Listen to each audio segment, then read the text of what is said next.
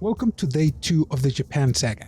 I was planning to drop this episode as soon as possible, but as I work on the script, I kept thinking, I could add these, and these, and these. Next thing I knew, I was deep into rewriting and fine-tuning, but hey, we made it. So, let's jump right in. Today was a bit of travel day. I made my way from Osaka all the way down to Hofu City, which is about 3 hours south by Shinkansen. As I mentioned back on day 0, it took me a while to realize that Google Maps actually shows you the platform numbers. Yeah, would have been real nice to notice that sooner. Because of that, I ended up taking the wrong train from my hotel and had to grab a taxi to Shin-Osaka Station. Rookie mistake. But once I got there, I hopped on the Shinkansen to Shin-Yamaguchi Station.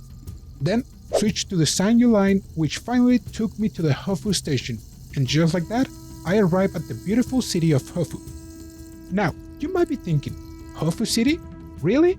Why not Hiroshima? It's just right there.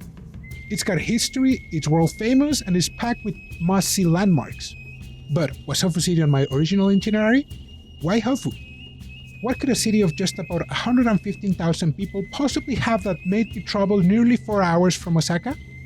Well, let me break it down to yes, why not, and 3 words. Pokémon Fossil Museum. That's right, my whip instincts kicked in, and before I knew it, I had dropped around $200 on public transportation. Worth it? Absolutely. Let's be honest, any self-respecting weeb loves Pokémon. And who doesn't love dinosaurs? Now, put these two together and boom, that's exactly how I ended up here.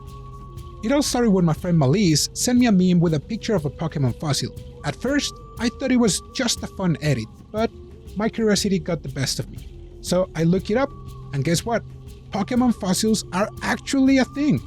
This exhibition kicked off back in July 2021 in Hokkaido, and has been making its way through museums all over Japan ever since. The exhibition in Hofu City started in November 2024 and runs until February 2025. There's also another one in Fukui Prefecture that's sticking around until May 2025, but that one meant an extra hour of commuting, so yeah, Hofu it was. As soon as I arrived at Hofu Station, I grabbed a taxi straight to the Hofu Science Museum Solar. Entry to the exhibition was super affordable, just 800 yen, so about $5. But heads up, it's only cash. The exhibition itself is pretty short, and while all the panels are in Japanese, they got it covered. There's a handy QR code you can scan with your phone to get translation in English, Korean, or Chinese.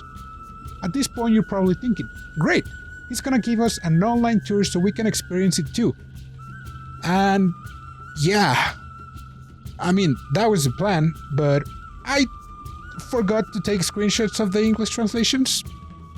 But don't worry, I got you. Even though this all happened over a month ago by the time I'm recording this, I do remember some key highlights. After all, I didn't just skim the information after such a long trip. I actually read everything and spent a little more than an hour soaking it all in. So let's get into it. This exhibition does something really cool. It ties Pokémon lore to the real world.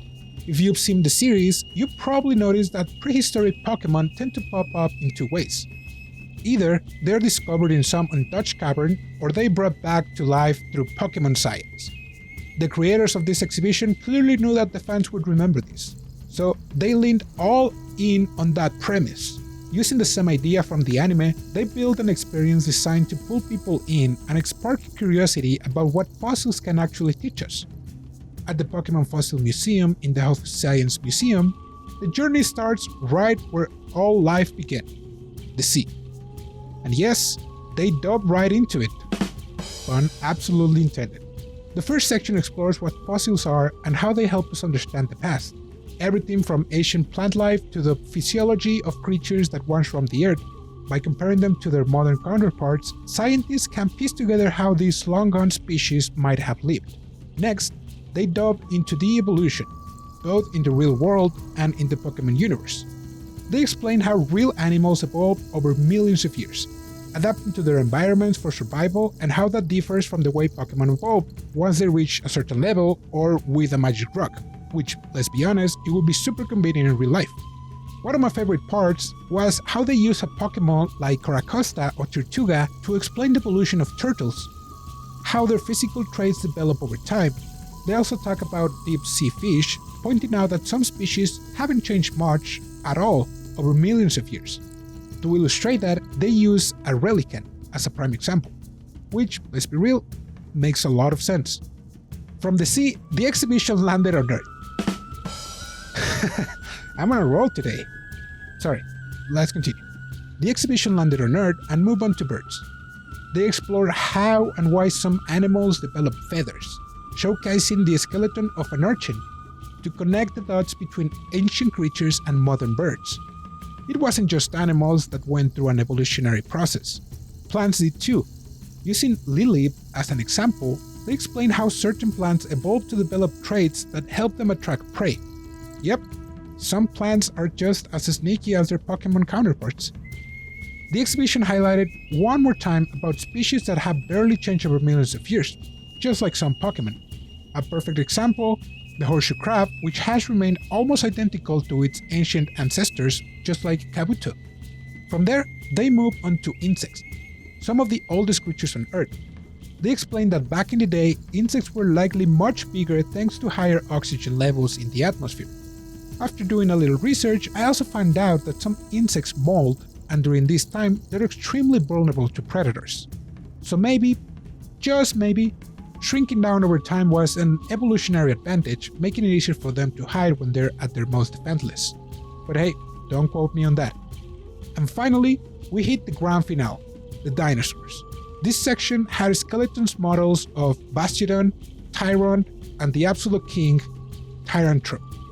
And on top of that, they showcase real fossil skulls of a T-Rex, a Triceratops, and a Pachycephalosaurus. Heck yeah! The panels broke down how each Pokémon traits mirrored those of actual dinosaurs, and honestly, the connections were pretty amazing. The exhibition itself was relatively short, as I mentioned before, but I was seriously impressed by the amount of detail and thought put into both the Pokémon and the way they tied everything back to the real-world paleontology. It wasn't just a fun crossover. It actually made learning about fossils even cooler. Besides the main exhibit, there was also a stamp collection activity featuring 5 extra prehistoric facts. I have no idea if completing it earned me anything, but hey, I walked away with a piece of paper covering 5 stamps, so that's one more souvenir for me. And of course, no exhibition visit is complete without a stop at the gift shop. At the very end, they had an exclusive plush for a Pikachu paleontologist for 2,100 yen, limited to 1 per ticket. Sure, you can find them on eBay for like 5 times its price, but mine though, I'm keeping it. And that's a wrap on my visit to the Pokémon Fossil Museum. Originally, my itinerary only had the Pokémon Fossil Museum, but while browsing Google Maps, I spotted a huge shrine, Hofu Tenmangu, dedicated to the god of learning. It was around 3 PM and I had until 6 PM to catch my train back to Yamaguchi Station, so I remember the wise words from Shimmery. あとは観光スポットも調べて行き当たりばったりも旅の楽しみ方っておじいちゃんも言ってたしもう寝よう So this is me winging it in Hofu. As I made my way through the city, I couldn't help but feel a wave of nostalgia. There was something about Hofu that reminded me of my hometown. Maybe it was the peaceful atmosphere, maybe it was the people, but whatever it was, I felt completely at ease, like I belonged there. Even if just for the day. Just as I was about to reach the shrine, I stumbled upon a museum hosting an exhibition on Taneda Santoka, known as the Wandering Poet. He was famous for his freestyle haiku. Born and raised in Hofu, his life was anything but easy, filled with hardships from childhood to adulthood, which led him to constantly move from place to place. The exhibition displays some of his diaries and personal belongings, giving a glimpse into his journey. I'm sure I would have appreciated even more if I understood the language, but honestly, just being there and seeing pieces of his life was still a meaningful experience. Speaking of not fully enjoying something because I didn't understand Japanese, I stumbled upon this place called Iroha. It looked like a restaurant, so I decided to check it out. And this is where I learned, without a shred of doubt, that Google Translate and ChatGPT are absolutely useless in real-time conversations. The restaurant was run by a sweet ojaji, and this experience truly put my frustration with not knowing Japanese to the test.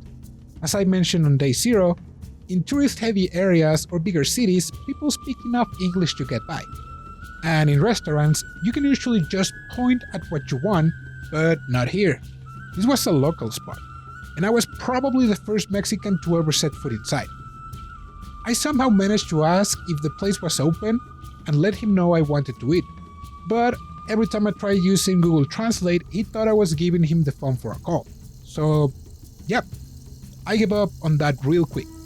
Determined to blend in, I even tried sitting the way Japanese people do, which turned out to be way harder than expected. The Ojaji ended up preparing me nabe, and despite my extremely limited vocabulary, we'd somehow managed to chat a bit about the food and the weather. But as I sat there, I couldn't help but wonder, why is he preparing so much food just for me? Then it hit me. Turns out, when I first arrived, he completely misunderstood me. He thought I was waiting for friends to arrive and that I was just starting without them. I mean, to be fair, just look at me. When I explained my dilemma, he realized the truth, and the look in his face at all the food that might go to waste absolutely shattered me. So, I did what had to be done. I took one for the team. A team consisting of me, myself, and I. And ate everything. Meat, veggies, all of it. The total, a full 3-person meal for just $15. And honestly, that nabe ended up being one of the best meals I had in Japan. Not just because it was delicious and cheap, but because of the experience itself. It reminded me of the thrill of learning English when I was younger. That feeling of struggling but still pushing forward. It was at that moment I decided, who cares if my Japanese sucks? I just needed to get comfortable, throw myself into it, and enjoy the process. Because at the end of the day, Japanese people genuinely appreciate when a foreigner makes the effort to speak their language and connect with their culture. And that's what really matters. After an incredibly filling lunch, I set off once again toward Hofu Tenmangu Shrine. Whether it was the time of the year or just the time of the day, the shrine was almost completely empty. It felt peaceful, like I had the place to myself. I also noticed that they seemed to be preparing for either a New Year's event or some kind of collaboration with Pit Cat, or both. The long stone steps leading to the shrine were beautifully adorned, making the atmosphere feel sacred in a way.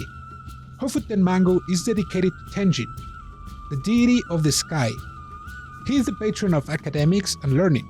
The name itself comes from the kanji ten, meaning sky, and jin, meaning deity or god. But what makes Tenjin so fascinating is that he wasn't always a god. He was originally a real historical figure.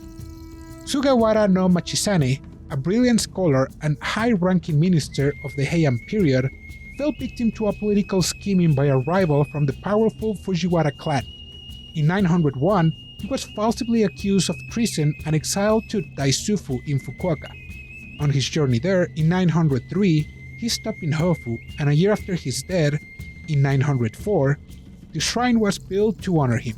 However, it wasn't until 930 that he was officially deified. Why? Well, after Michisane's death in 930 in Kyoto, then known as Heian-kyo, was hit by a series of disasters. Torrential rains, lightning storms, and the deaths of several high-ranking Fujiwara officials. People believe these misfortunes were caused by Michisane's onryo, or vengeful spirit, who was furious over the injustice he suffered. In an effort to appease him, the emperor revoked his exile posthumously and declared him a deity, later ordering his worship as the god of the sky. The shrine is especially popular among students preparing for their entrance exam. They come here to pray for good results and success in their studies. Honestly, where was this when I was in college? I could have used all of the divine intervention I could get, even though it was a pretty religious place. Anyways, there are about 12,000 Tenmangu shrines dedicated to Tenjin across Japan, but Hofu Tenmangu is said to be the very first one. Along with Kitano Tenmangu in Kyoto and Daisufu Tenmangu in Fukuoka, it forms what's known as the Big Three. Sorry, not Big Three. The three great Tenmangu shrines. To commemorate my first shrine visit, I picked up an omamori, or protective charm. and a doggy fortune, and I also tried to recreate a scene from Yuru Camp.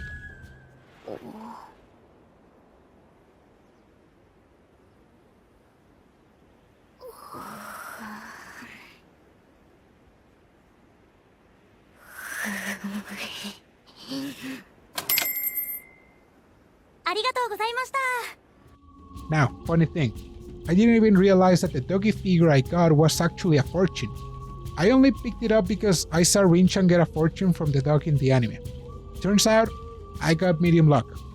Not bad if I say so myself. I thought of it as a bonus prize. I found out weeks later, long after my trip was over. Oh, and quick tip, if you want to buy anything at a shrine, remember, cash only, so make sure to have some yen on hand. Once I wrapped up my sightseeing, I decided to walk back to the train station since I couldn't find an empty taxi. Speaking of taxis, there are two apps you might be able to use in Japan, Didi and Gogo Taxi. They were great in the big cities, but in small towns, yeah, good luck with that. You can try calling one, which I kinda did, but that's a story for another video. And that's a wrap for day 2.